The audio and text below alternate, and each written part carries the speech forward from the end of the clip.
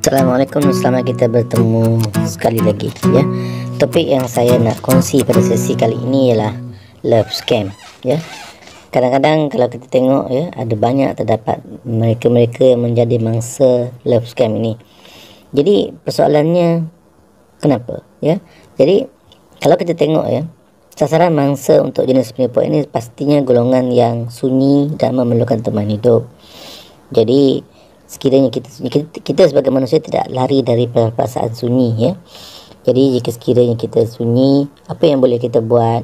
Kita cari kawan, dapatkan kawan baru mungkin, tapi kita kena tahu mereka ni siapa ya. Dan kalau boleh jangan cari kawan dalam platform cari jodoh ya, yang mungkin yang tidak ada iktiraf. Kerana apa? Di dalam platform tersebut ada ramai pemangsa dan mereka akan cari mereka-mereka yang mereka tahu ada kerapuhan, yang lonely, yang sunyi, yang perlukan teman, dan mereka akan umpan. Jadi kita sebagai, terutamanya kalau kita orang Islam, apa yang kita boleh buat, kita banyakkan amal ibadah, pergi ke masjid ya, ataupun kita masuk berbagai persatuan, dapatkan hobi baru ya, untuk hilangkan perasaan sunyi itu. Dan seterusnya macam tadi nak masuk laman cari jodoh, pastikan yang benar-benar sah dan mempunyai rekod-rekod yang tertentu lah ya, jangan sembarangan masuk. Dan satu lagi, kita kalau boleh jangan buat posting dalam Facebook atau social media kita ya, Instagram ke, yang menunjukkan kita kerapuhan kita, menunjukkan kita ni sunyi dan perlukan teman. Jadi selalunya pemangsa dia akan tengok dalam laman social media tadi tu, dia akan cuba berjinak, dia akan cuba mengenali kita, dia akan cuba jinakkan kita dengan kata-kata manis ya. Dan ini yang selalunya berlaku. Yang akan datang ialah jenis-jenis yang kononnya mengambil berat tentang kita, jenis yang selalu mungkin kau dah kenal minta nombor telefon, dan mungkin tiap hari akan call kita, ataupun mungkin to the extent 2-3 jam sekali call, kononnya mengambil berat ya. Dan selalunya mangsa akan hanyut, chatting dan dibuai oleh mimpi indah lah ya. Jadi siapa yang tak suka dipuji? Selalunya kalau dia dapat pujian tu cair lah ya. Jadi kita kena beringat ya, there's nothing free. Kalau mereka ni terlalu baik, cuba selidik background mereka. Kalau kita tak kenal mereka, kadang-kadang mereka bagi gambar contoh macam dalam ini gambar handsome ya, tapi itu gambar, kita tahu gambar siapa yang diambil daripada kita ya. Okey, jadi banyak-banyak bersabarlah, walau sehandsome mana atau secantik mana pun kenalan anda tadi tu.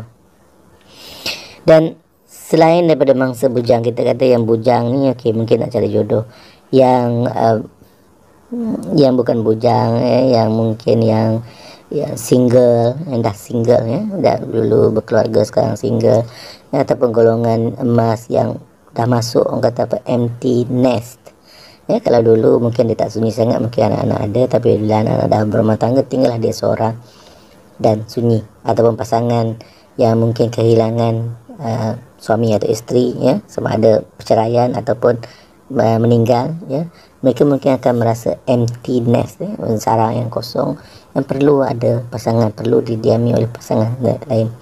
Jadi macam saya katakan tadi tu, dapatkan hobi ya. Kalau kita Islam ni ya, banyakkan beramal ya. Cuba-cubalah pergi ke masjid ya, supaya kita dapat berkawan, hilangkan perasaan sunyi tersebut. Dan kalau nak cari juga, dapatkan pasangan ataupun yang direkomend oleh mereka-mereka yang kita rasa boleh beri cadangan calon yang baik lah ya. Jadi macam saya katakan tadi, sabar ya, secantik mana ya, mereka yang nak berkenalan dengan kita tersebut. Dan ialah tidak mengira jantina, lelaki maupun perempuan ya, ramai juga malam. Contoh kalau sekarang kita sebut love scam, bukan saja perempuan, lelaki pun ada yang kena scam ya. Kenapa? Kita manusia, kerapuhan kita ialah sunyi tadi tu.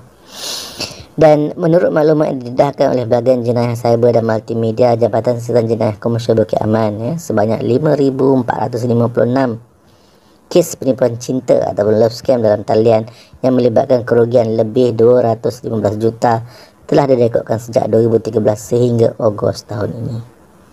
Bayangkan ada yang kehilangan ratusan ribu, mungkin ada yang hampir sejuta boleh hilang. Ya, itu adalah uang yang dikumpul bagi tujuan untuk sara hidup atau persaraan di hari tua, hilang begitu saja. Ya, jadi bila dah kena, apa nak buat, nasi dah menjadi bubur. Satu pengalaman yang agak mahal. Ya, jadi beringatlah sebelum kena dan berwaspadalah terhadap love scam ini. Sekian, terima kasih dari saya. Assalamualaikum, sehingga kita bertemu lagi.